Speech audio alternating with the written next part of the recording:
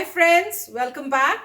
तो फ्रेंड्स, आज का वीडियो है Anupam Kher amazing respectful tribute to Rishi ji and Irfan Khan. Yes friends, हम सबको पता है कि इट्स बीन अ शॉक कि पहले न्यूज़ आई कि इरफान खान जी नहीं है, उसके बाद अगले दिन ही आप लोगों के थ्रू पता चला कि ऋषि जी भी नहीं है।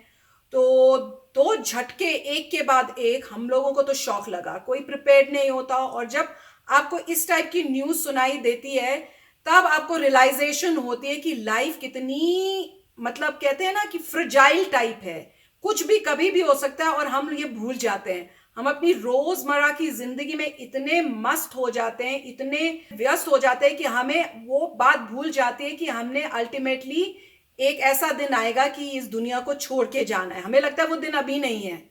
तो जब ये न्यूज़ सुनी तो सबसे पहले तो मुझे ये पता लगा कि भैया इससे तो ऐसे लग रहा है कि लाइफ का कुछ नहीं पता। एक दिन आप बिल्कुल ठीक ठाक हो और एक दिन ऐसे आप चले जाओगे। तो सुन के ये न्यूज़ काफ़ी डर लगता है और घबराहट होती है। और ऐसे होता है कि ये क्यों होता है, ऐसा क्यों है लाइफ में, ये ठीक नहीं है, काश ये ना होता। तो फ्रेंड्स, दोनों बहुत ही ग्रेट एक्टर्स थे और ऋषि जी को किसको नहीं पता होगा। बचपन से हम उनकी मूवीज देख रहे हैं। मेरे ख्याल से बॉबी उनकी फर्स्ट मूवी थी जिससे उनके बारे में मुझे एटलीस्ट पता चला था, जबकि मैंने बॉबी देखी नहीं थी पर सुना बहुत था बॉबी का। तो उस टाइम हम छोटे थे तो इतनी मूवीज अलाउड नहीं थी। पर जो मेरी फेवरेट ऋषि कपूर की मूवीज हैं वो है एक चांदनी, फिर बोल रहा था बोल, और दामिनी, वो बहुत अच्छी मूवी थी, और प्रेम रोग।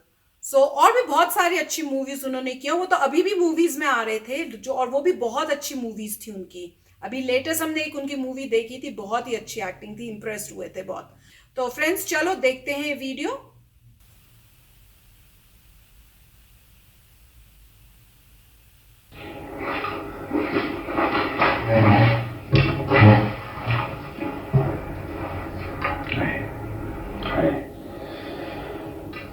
I'm sorry यार,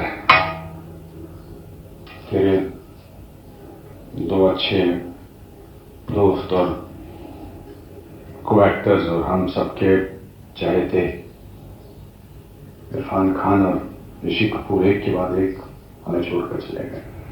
हाँ, मैं इरफान के साथ तो मैंने इतना काम नहीं किया और न उससे ज़्यादा मुलाकात हुई, पर जब भी मुलाकात हुई अच्छी फीलिंग हुई। He was a very straight forward person, very happy go lucky person, and हाथ मिलाने से उसकी गर्मजोशी का एहसास होता था।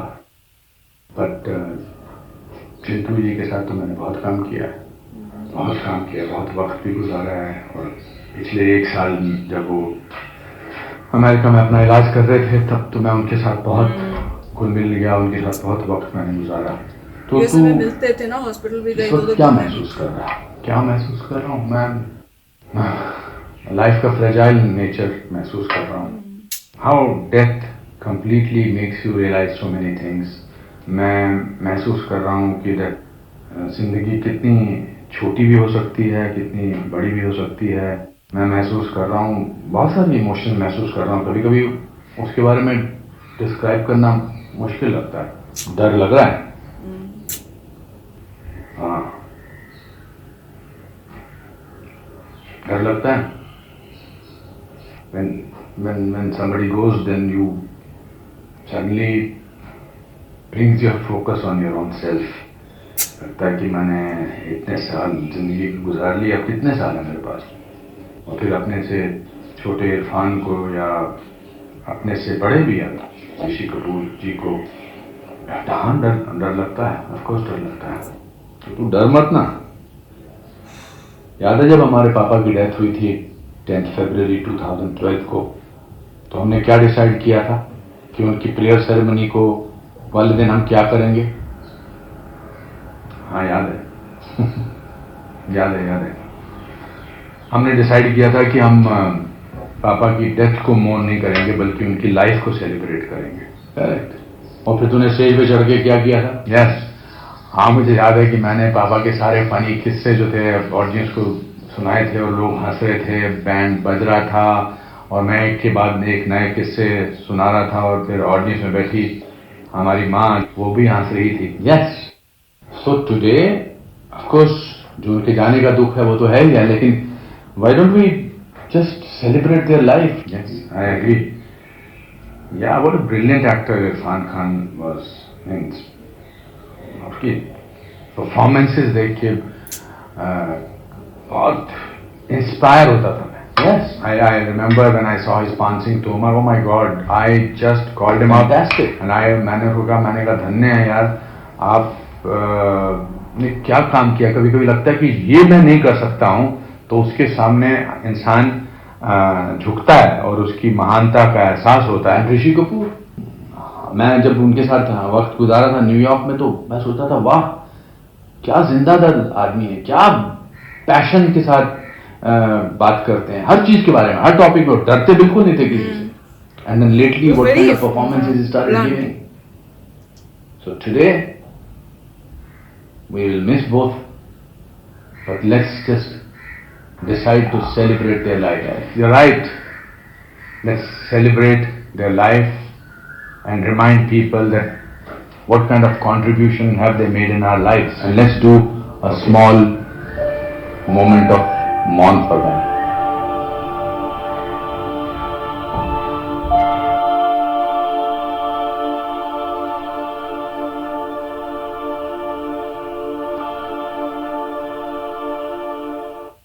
Only happen on the streets of New York.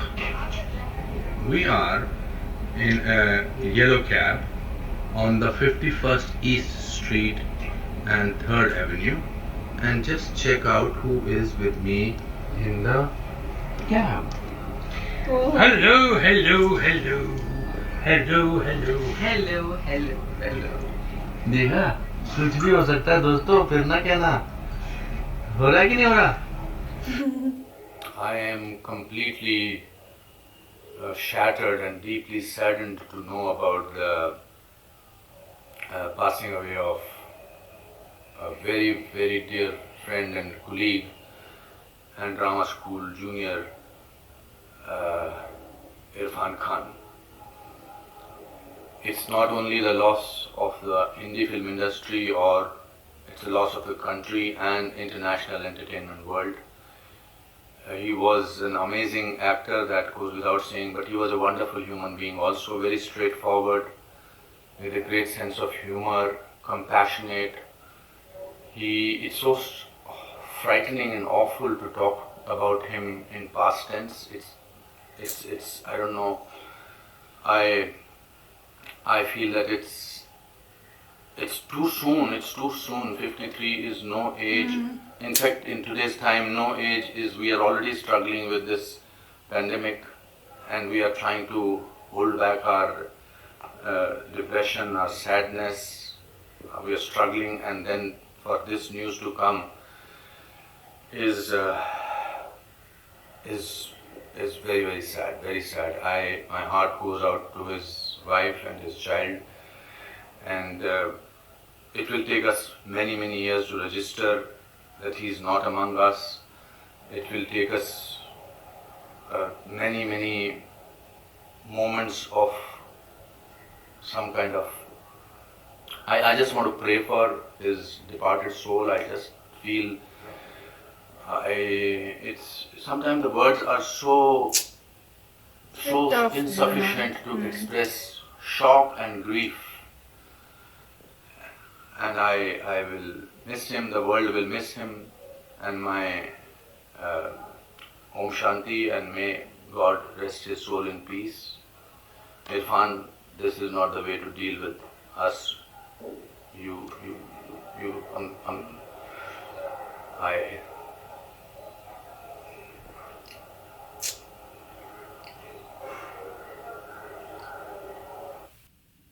तो फ्रेंड्स, कोई भी जाता है, चाहे आप उसको इतना पर्सनली नहीं जानते हो, हर इंसान को जब पता चलता है कि कोई गया है तो दुख तो होता है.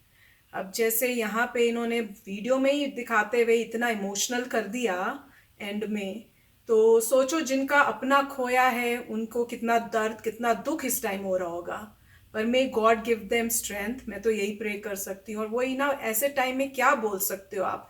मतलब इतने इमोशंस होते हैं और एक्सप्रेस करना बहुत ही टफ होता है। जब ऐसी न्यूज़ पता चलती है तब आपको रियलाइजेशन होता है कि लाइफ कितनी शॉर्ट है और हम अपनी जो रोज़मर्रा की ज़िंदगी में इतने व्यस्त हो जाते हैं, इतने इंटू हो जाते हैं कि हमें रियलाइज़ नहीं होता हम आए किस काम के लिए थे इस अर्थ पे। तो ये है कि भाई यही बताता सीख मिलती है कि अच्छे काम करो ताकि आप जब जाओ तो जिन जिन को आपने सुख दिया, अच्छे काम किए, वो आपको याद करके रोएंगे। अगर आपने अच्छे काम नहीं किए होंगे तो कौन आपको याद करेगा। तो अच्छे काम करो और ऐसे जाओ कि दुनिया आपको याद रखे। सो काफ़ी अच्छा वीडियो था और अनुपम खेर जी ने बहुत अच्छी तरीके से अपना ट्रिब्यूट दिया है अपने कॉलीग्स के डेथ पे। तो उन्होंने काम किया है, मिले हुए हैं। सोचिए अगर आप किसी को जानते हैं और उसकी डेथ होती है तो बहुत ज़्यादा शॉक लगता है। जबकि हम लोग जो हैं उनको पर्सनली नहीं जानते थे, मगर इतनी मूवीज़ देखी थी, अप्रिशिएट करते थे मूवीज़, तो हमें इतना दुख हो रहा है। आप इमेजिन करिए जो जो लोग उनको जानते हैं, या पेरेंट्स देखिए, बच्चे देखिए, फैमिली देखिए, कितना उनको दुख हुआ होगा।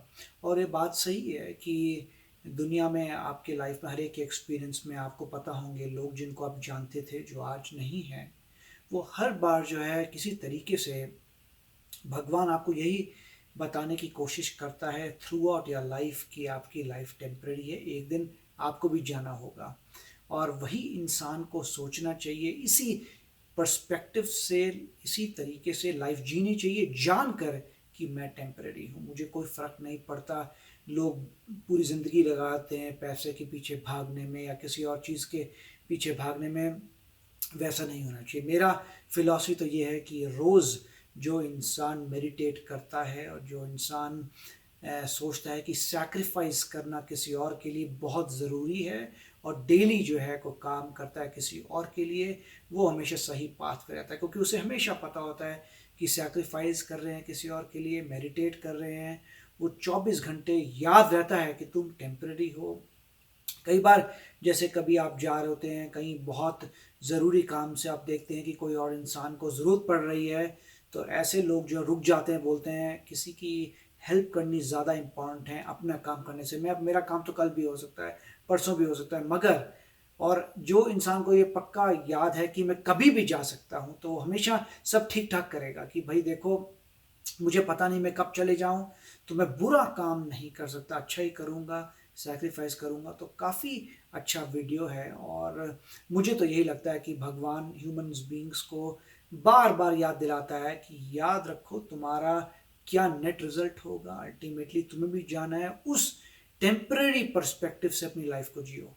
तो काफ़ी मतलब दुख हुआ हम लोगों को, जैसे जब हमें न्यूज़ आई तो बहुत दुख हुआ हमें, और अभी भी काफ़ी दुख है, और हमेशा ये रियलाइज़ रहेगा कि हम लोग सब टेम्परेरी हैं।